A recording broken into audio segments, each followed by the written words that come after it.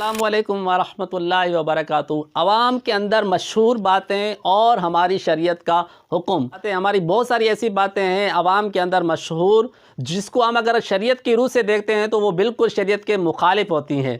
ہمارے بہت سارے نادان لوگ جو شریعت کو بالکل نہیں جانتے، شریعت کا بالکل علم نہیں رکھتے، عوام کے اندر مسائل کو بیان کر رہے ہوتے ہیں، حالانکہ ان کا وہ مسئلہ شریعت کے بالکل برخلاف ہوتا ہے۔ جب ایسے شخص کو کہا جاتا ہے کہ آپ نے جو یہ مسئلہ پیش کیا ہے، آپ نے اس مسئلے کو کس کتاب سے پڑھا ہے، تو اس کا جواب ملتا ہے کسی بھی کتاب سے نہیں پڑھا۔ ایسے شخص کو جس نے لوگوں کے سامنے شریعت کا مسئلہ بیان کیا ہوتا ہے، ایسے شخص کو کہا جاتا ہے کہ آپ نے جو مسئلہ بیان کیا ہے، آپ نے اس مسئلے کو کس عالم دین سے سنا ہے، تو اس کا جواب ہوتا ہے کسی سے نہیں سنا۔ اسی طرح سے جب اس سے سوال کیا جاتا ہے کہ آپ نے جو ابھی مسئلہ پیش کیا، آپ نے اس مسئلے کو کس مفتی صاحب سے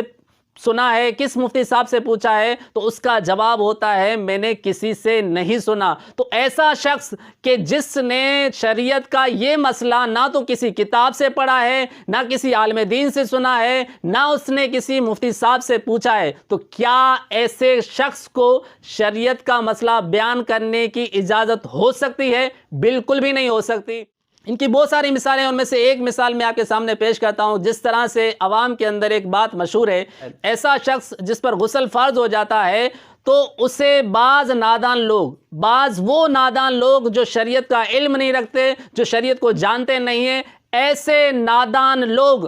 اس شخص کو یہ مسئلہ بیان کر رہے ہوتے ہیں کہ آپ پر بھائی غسل فرض ہو گیا ہے، اب آپ زمین پر نہیں چل سکتے، اب اگر آپ زمین پر چلیں گے تو آپ گناہ گار ہو جائیں گے۔ بہت سارے نادان لوگ اس سے بھی بڑھ کر اور زیادہ بیان کر رہے ہوتے ہیں، اور وہ یہاں تک کہہ دیتے ہیں کہ آپ پر اگر غسل فرض ہے تو آپ نہ تو کھا سکتے ہیں، نہ پی سکتے ہیں، نہ چل سکتے ہیں۔ اگر آپ چلیں گے تو آپ کے ہر قدم پر آپ کو گناہ ملے گا۔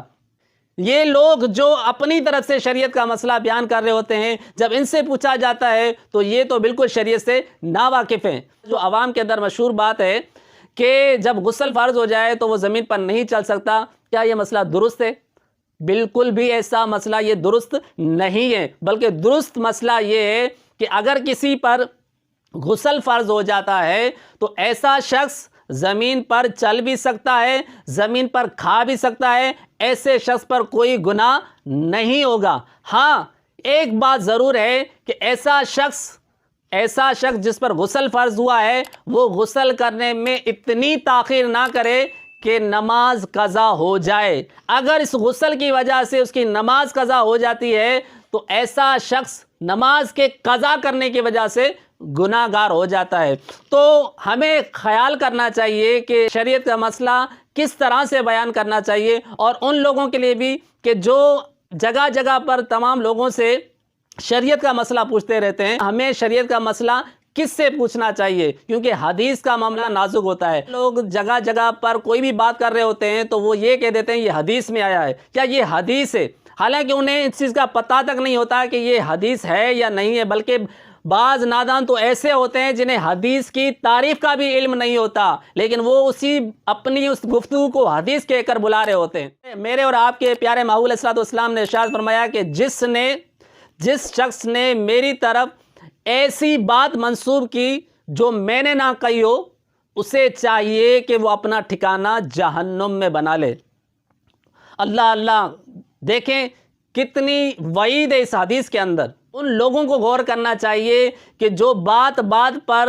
کوئی بھی بات ہو اسے سرکار علیہ الصلوۃ والسلام کی طرف منسوب کر دیتے ہیں کہ یہ حدیث میں آیا ہے، یہ حدیث میں آیا ہے۔ تو برائے کرم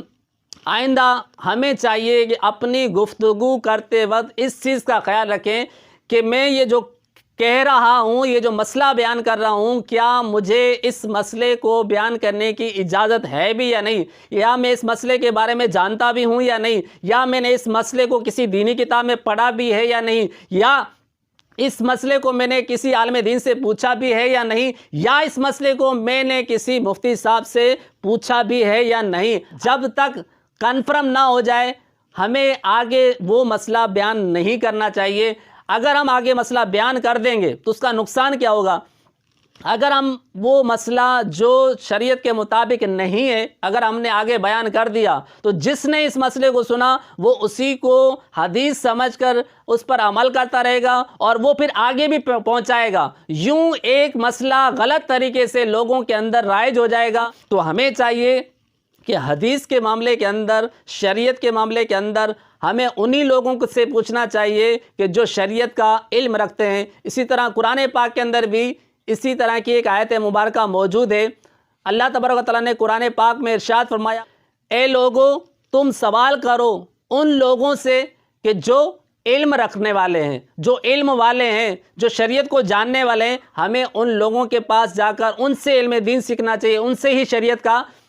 مسئلہ سیکھنا چاہیے۔ اگر ہم ان سے شریعت کا مسئلہ سیکھیں گے تو انشاءاللہ عز و جل ہم درست نتیجے تک پہنچ جائیں گے۔